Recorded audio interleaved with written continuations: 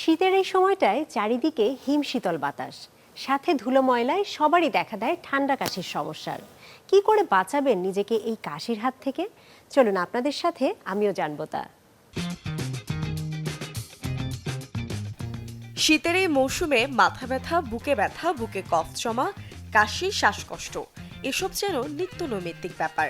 তবে ঘরোয়া উপায়েও এসব সমস্যার সমাধান করা সম্ভব। সর্দি কাশির কষ্ট থেকেও রেহাই পেতে 1 গ্লাস গরম দুধের মধ্যে 1 চামচ হলুদ গুঁড়ো মিশিয়ে পান করুন। হলুদে অ্যান্টিভাইরাল ও অ্যান্টিব্যাকটেরিয়াল গুণ রয়েছে, যা সহজেই সংক্রমণ রোধ করে। পান করতে পারেন আদা চাও। আদা কুচি করে গরম পানি বা গরম চায় দিয়ে পান করুন। 1 গ্লাস গরম পানিতে 2 চা চামচ মধু ও 1 চা চামচ লেবুর রস মিশিয়ে খেলেও সর্দি কাশি দূর হবে। 1 কাপ পানিতে কয়েকটা তুলসী পাতা ও আদা কুচি ফেলে ফোটাতে থাকুন। পানি ফুটে অর্ধেক হয়ে গেলে তা নামিয়ে রাখুন।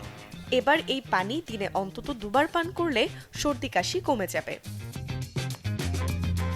এই পানিতে থাকা প্রচুর পরিমাণে অ্যান্টিঅক্সিডেন্ট, অ্যান্টিভাইরাল ও অ্যান্টিফাঙ্গাল উপাদান সংক্রমণ রুখতে পারে। চাইলে 4-5 কোয়া রসুন ঘিয়ে নেড়ে গরম থাকতে থাকতে খেয়ে নিতে পারেন।